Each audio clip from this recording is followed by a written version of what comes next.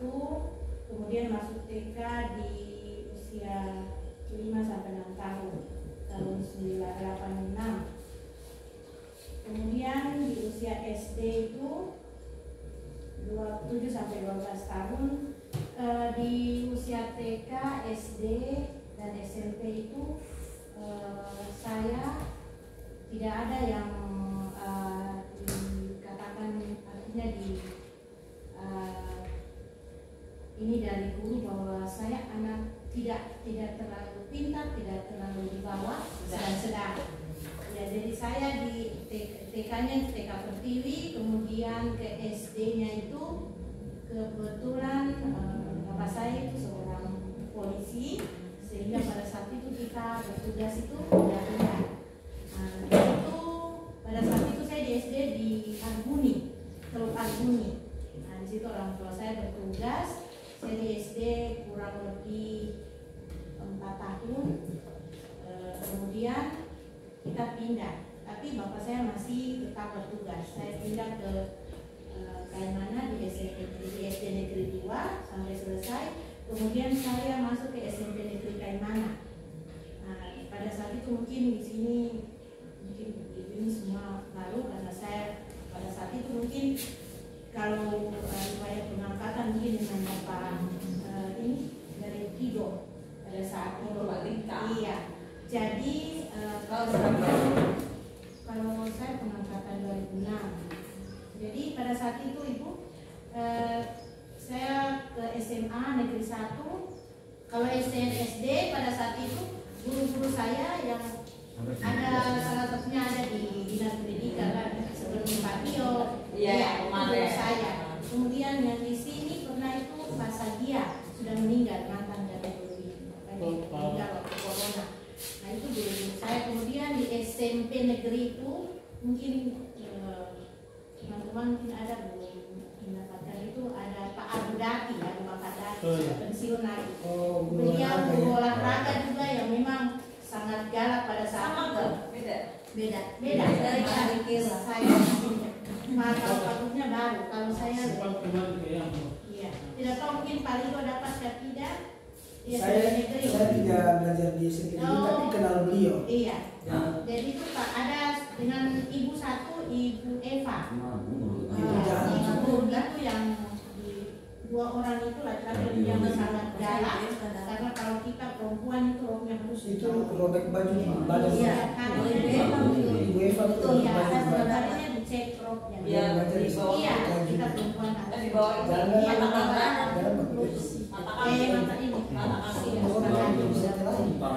Kemudian kalau yang Pak Agus itu bukan olahraga, itu paling galak.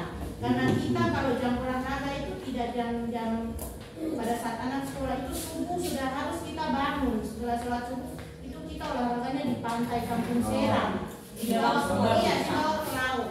Pada saat itu kalau materinya kita renang apa itu sudah di bawah, iya. Itu luar biasa itu pada saat itu. Kemudian SMA waktu itu kepala sekolahnya Pak Arnold Bangunan. Mungkin di sini belum dapat. Saya dapat. Dapat iya. Jadi pada saat itu Pak Arnold Bangunan yang ya.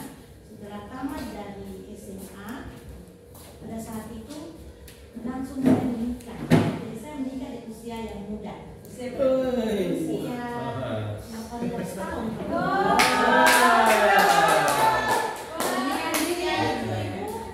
Karena kebetulan suami saya adalah tetangga juga,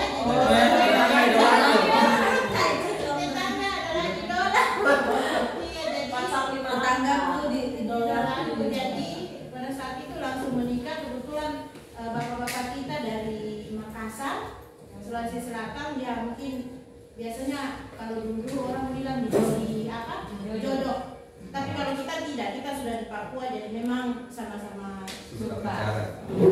Kemudian setelah itu berjalannya waktu saya menikah. Setelah tamat SMA saya di rumah kurang lebih 2 tahun. Kebetulan mertua saya adalah seorang pengawas TK, guru TK, kemudian diangkat sebagai pengawas TK pada saat itu. Nah, kemudian dulu itu ibu guru TK itu tidak ada, kayak mana? PG PAUD itu tidak Yang ada itu SPG. Nah, pada saat itu, tapi itu kurang lebih mungkin ada 3 orang. Kebetulan TK ini sudah mulai dibuka, sudah mulai berjalan.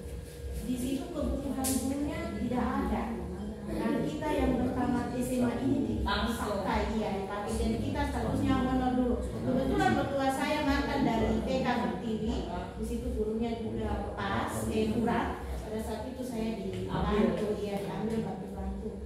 Tapi memang luar biasa Ibu, saya sangat bersyukur karena tidak berapa lama lagi saya honor di 2003. Kemudian 2 tahun langsung ada tes CPNS itu. Berarti 20 tahun PNS sudah ya? Iya, di 24. Iya. Wow. Nah, jadi pada saat itu memang karena kebutuhan guru seperti karena kami sama itu, guru SD pun tidak ada, guru TK pun tidak. Jadi waktu itu ditawarkan, saya masih ingat itu ada kita dengar info bahwa Pak Alolinggi mengambil guru-guru dari Toraja di sini. Nah, kita pun sama, tapi tidak ada yang memfasilitasi itu. Kami yang ijazah SMA masuk mengajar. Tapi bisa ya? Bisa. Tapi pada saat itu.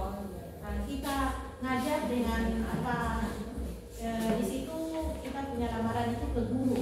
Nah, pada saat itu kita ikut tes, alhamdulillah kita lolos. Cuma di situ agak susah dari BKN karena kita punya latar belakang SMA. Di satu sisi kebutuhan ini dibutuhkan di daerah, iya.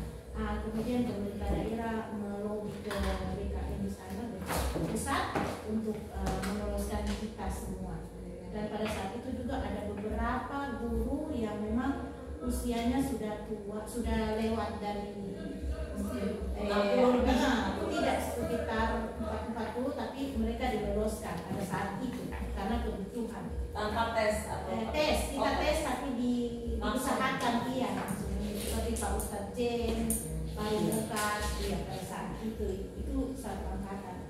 Setelah itu berjalannya waktu, saya dinota tugaskan di TK Umur Puro, ada di tempat saya sekarang. Tapi itu karena rumah saya di sana dan saya tempatkan di situ. Pada saat itu di TK-nya cuma 1, begitu, TK Islam. Nah, sedangkan lingkungannya itu banyak yang beragama Kristen. Nah, di situ saya mencoba untuk membuka TK negeri. Nah, pada saat itu orang-orang dinas memang basicnya pada saat itu Pak Pika, kepala dinas. Sementara saya mencoba untuk melobi di sana membuka TK negeri pada saat sekitar tahun 2011 ya, 2010 membuka, dan TK-nya sampai sekarang ada TK negeri namanya Sinda yang diberikan nama dari saya. Jadi saya yang membuat mempopuleri itu TK itu. Berarti kepala sekolahnya Ibu juga? Tidak, pada saat itu bukan saya, ada putra daerah yang kami berdua lolos sama-sama di CPNS. Kami ditempatkan di pesantren itu, di sekolah yayasan. Kemudian kami membuka TK itu, dan disitulah ibu itu menjadi kepala sekolah. Sampai sekarang? Belum Ibu, kurang lebih 10 tahun kami berdua pisah. Ibunya tugas di kampung, saya ditugaskan di Kroi sampai sekarang itu TK Buntung. Jadi saya dipindahkan ke sana menjadi kepala sekolah. Gitu. Jadi di perjalanan itu ada satu cerita Ibu, saya mungkin dulu kalau kita mengikuti PPG itu sertifikasi ini tidak melalui sekarang diklat atau apa seperti Ibu ini ya.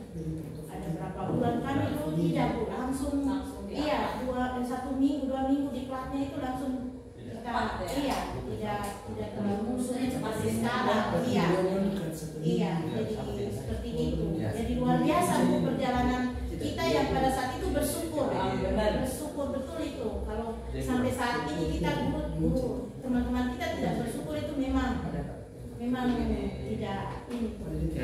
Iya, jadi mereka harus bersyukur karena kita mudahkan semua. Jadi itu Ibu kita dengan status SMA.